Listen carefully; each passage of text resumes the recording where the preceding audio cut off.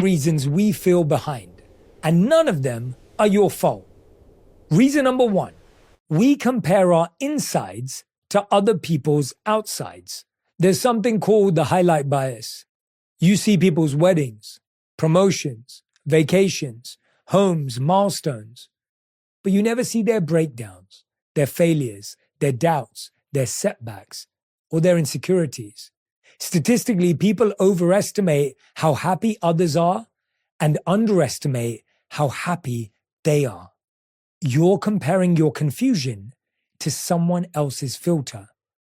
No wonder you feel behind. Stop comparing yourself to others. You don't know the battles they hide or the bridges they had to burn to get there. Stop comparing yourself to others. Your timeline is custom made. Theirs was never designed to fit you. Stop comparing yourself to others. Success looks different on everyone, and so does the struggle. Stop comparing yourself to others. Your progress is happening quietly, internally, in ways no photo or post can capture. And stop comparing yourself to others. You're not here to match anyone. You're here to become the person only you can be. So the reason we compare ourselves is because we don't know enough context. If you only see someone's post and assume you know them, you know nothing. If you only see someone's tweet and assume you know them, you know nothing. If you only see someone's status update and think you know them, you know nothing. When you envy someone, you have to learn to study them. When you study someone, you get context. And when you get context, you realize you're more likely in the same place or even better off. Robin Roberts famously said, if everyone threw their problems into a pile, they'd immediately grab theirs back. We compare the worst of our lives to the best of everyone else's. Of course you feel behind. When if you were actually able to get to know people deeply, this is one of the reasons why having a shallow understanding of lots of people is so harmful. Because when you have a shallow understanding of everyone, you think everyone's doing better. When you have a deeper understanding of everyone, you recognize you're all kind of going through the same thing. Reason number two, you were sold a timeline that doesn't exist. Graduate by 22, career by 25, married by 30, kids by 35, successful by 37, fulfilled by 40. This timeline was invented in the 1950s and hasn't been real for decades. Today, the average age of marriage is the highest it's been in history. Most people change careers 3 to 7 times. People find their purpose in their 30s, 50s, even 60s. The average age of a successful entrepreneur is not 21, it's 45. You are not late. The timeline you're comparing yourself to is outdated. You're not late. You might be moving slower because you've had more to carry, not because you're doing something wrong. You're not late. Half the people you think are ahead of you just feel as confused inside. You're not late. You're taking a real path, not the imaginary one you thought you'd be on at 18. You're not late. You're building your life while figuring yourself out, and that takes time for everyone. See, this idea that there was a perfect time to have kids, a perfect time to get married, a perfect time to win at life isn't real. Everyone's timeline is absolutely different. And when we try to live our life based on what the people around us are doing, think about how life would go for a second. If you did everything at the time everyone around you did it, how would that feel? That means you'd have to rush getting married to someone you don't love because you hadn't found them yet. You had to rush having children because everyone else was having them and you felt behind. If you do things that you don't want to do just because you feel behind, you will never be happy in your life. Because decisions should be made when you're happy, when you're ready, when you're peaceful, when you're content, when you're excited, not when you're scared or anxious or nervous. Reason number 3 is our brain is wired for falling behind anxiety. Neuroscientists found that humans experience something called temporal comparison stress. We don't just compare ourselves to other people. We compare ourselves to the person we thought we'd be by now. Think about that for a second. You don't just feel behind because of other people. You feel behind because of the pressure you put on yourself. We feel behind not because life is wrong, but because our expectations were unrealistic. We feel behind because we thought we'd be in this position by now. And everything else is just a reminder of our inadequacy.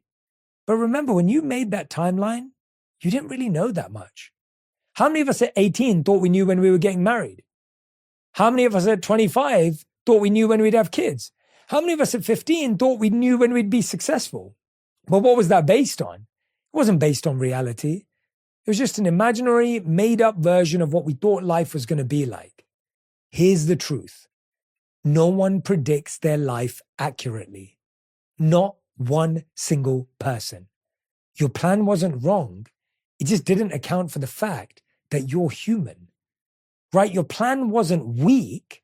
It's just that you didn't realize there was so much more to life. Your plan wasn't slow or unorganized. It was just you learned so much more about yourself moving forward.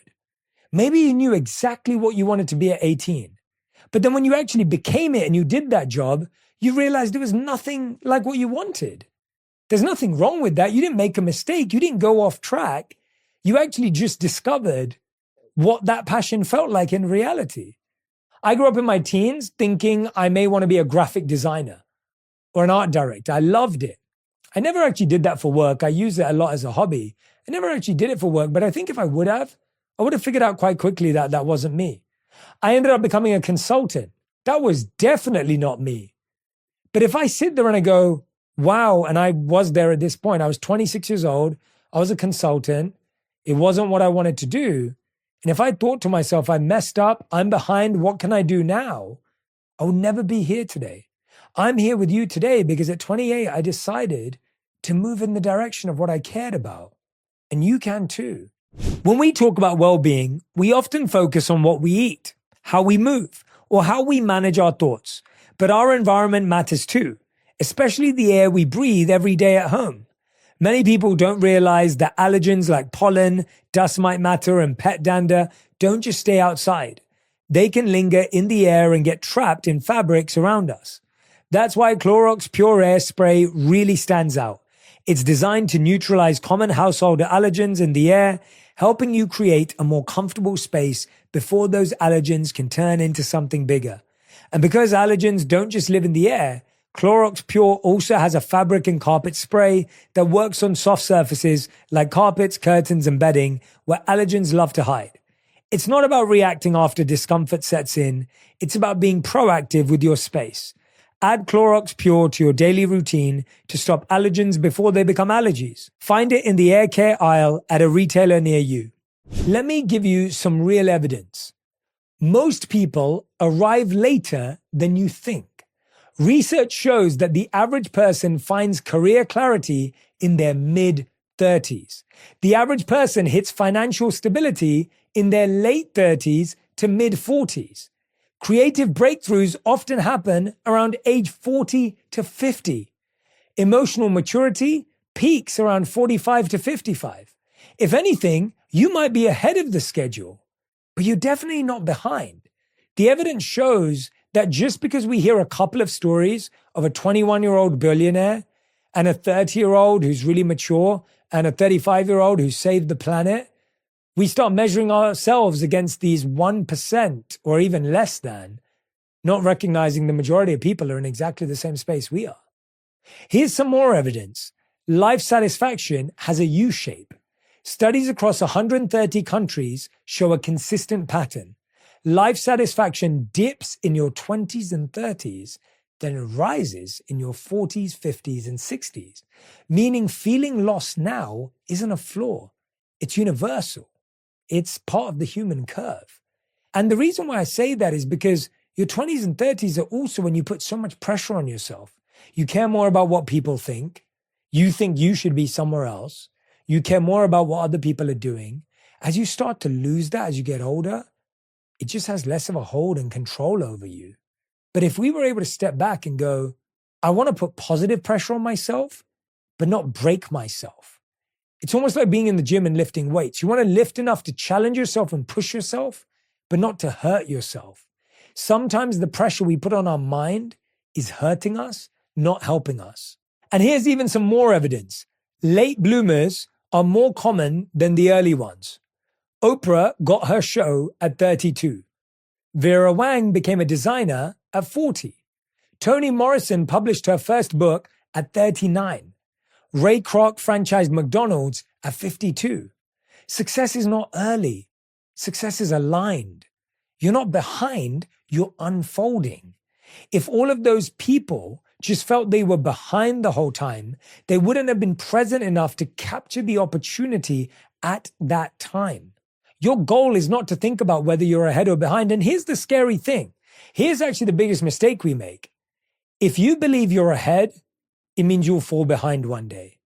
And if you feel you're behind, you'll always want to be ahead, but then scared that someone else will get ahead. It's a slippery slope to think that everything is a ranking system. It is a slippery slope to live that way, to think that you're ahead or behind, because then you'll feel worse when you're behind. You'll feel insecure when you're at the top. If people feel that life is a race, you'll feel insecure and anxious at the top, and you'll feel depressed and disappointed at the bottom. When you realize that life is not a race, it is simply your path, you don't feel the insecurity of being number one, and you don't feel the depression of being last. You recognize you are where you're meant to be, doing what you're supposed to do. Because we have to recognize that feeling behind can be dangerous. When you believe you're behind, you do three things. Number one, you rush decisions you should take slowly. Wrong jobs, wrong relationships, wrong priorities. Number two, you quit things too early. You assume slow progress means wrong direction. Number three, you stop enjoying the life you actually have. You live inside imaginary pressure instead of real possibility. Feeling behind doesn't speed you up. It steals your peace and sabotages your progress. So what do? How do you stop feeling behind? Here are the practical frameworks that actually work. Framework number one, compare less, connect more. Don't ask, where are they compared to me? Ask, where am I compared to yesterday? Your only real competition is the person you were 24 hours ago. This is one of the best mindsets I could possibly give you. Only measure yourself based on how you're growing compared to where you want to be and who you are. Stop living your life thinking about where everyone else is or what you thought you'd be at 15 and now you're 30 years old. Have you grown since yesterday? Have you grown since last week? Are you taking the steps to do that? That's where your focus should be. Framework number two, rewrite your timeline. Take a piece of paper and write, my life is not late, it's layered. And now ask yourself, what did I survive? What did I learn? What did I build internally that no one can see? When I lived as a monk for 3 years, it wasn't available to everyone else. Everyone thought I was behind. Everyone thought I was lost. Everyone around me moved forward. But I was making real internal progress that no one else could see. That was progress. It was invisible but real. And most of your growth happens before anyone sees the results. So just because everyone can't see what you're doing, it doesn't mean that it's not valuable. And not everything that is valuable can be seen, and not everything that is seen is valuable. Just because you can see what someone's doing and the success they're having, that doesn't mean they're ahead, because you could be growing underground and you're about to grow. I met so many people when I first started creating content who were far ahead of me in followers, far ahead. And they didn't take me seriously because they didn't think that I would take it seriously. I wanted to collaborate with them. I wanted to work with them, but they didn't want to do that with me because I wasn't big enough. Not realizing that if we think we're bigger or better or ahead or behind, we'll never grow. Framework number three, identify your season. You're not behind, you're in a season. Are you in a season of healing? Are you in a season of rebuilding, learning, transitioning, resting, experimenting? You can't compare your season 1 to someone else's season 7. Also, all of these cycles have a different pace. Healing has a different pace to transitioning. Transitioning has a different pace to performing. Performing has a different pace to growing, learning, building. Which season are you in? Get really clear about what 2026 is about for you. Is 2026 about healing? Because then that's going to look very different to someone who's building. I've had years when we have been planting seeds, and I won't see the success of that in this year. I'll only see it in the year after. Is my year a failure because I didn't see it? Definitely not. Framework number 4, define progress as consistency, not speed. If you take one step every day this year, you'll be 365 steps ahead by next January. That's transformation, quiet and consistent. Progress is a direction, not a deadline. So let's talk about speed. Let's say for 1 month, you're at a speed 10 out of 10. But for the rest of the year, you're at a 0 out of 10. Guess what? You were at 5 out of 10 for the whole year. But if you were just a consistent 6 or 7, you're already beating the speed of 1 month at 10 out of 10. Consistency beats speed if you'll eventually run out of speed. If you'll run out of speed and run out of steam, consistency is always going to win. Framework number 5, ask the question that changes everything. Instead of asking, why am I behind? Ask, what is this season preparing me for? The answer will change the way you see your timeline. You have to reframe it. You have to look at it from a different angle. There have been so many years where everyone else could think I haven't achieved anything and I'm not moving forward, but we're planting the seeds for next year. There are times in my life where I thought I was falling behind, but now I realize I was actually falling into place. I want to share with you the 5 practical steps to take this year. Number 1, make a "this is my season" statement. Define where you are and own it. Don't worry about anyone else's season. What season are you in? Number 2, remove 3 social media accounts that trigger comparison. Protect your mind. If you keep comparing yourself to everyone, you will always feel behind. It is not your fault, it's how we're wired. Number 3, set one goal for 90 days, not the year. Shorter cycles equals more wins, more progress. Number 4, track actions, not outcomes. We often think the outcome decides whether we did something right. Let me give you an example. Let's say you work really hard on something and the result goes badly.